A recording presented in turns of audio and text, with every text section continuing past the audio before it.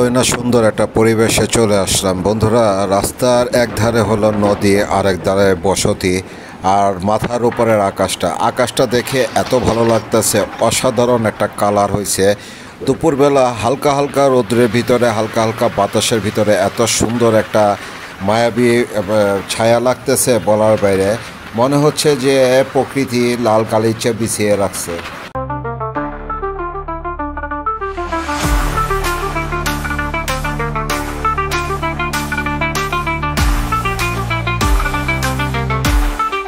BD Mix Production.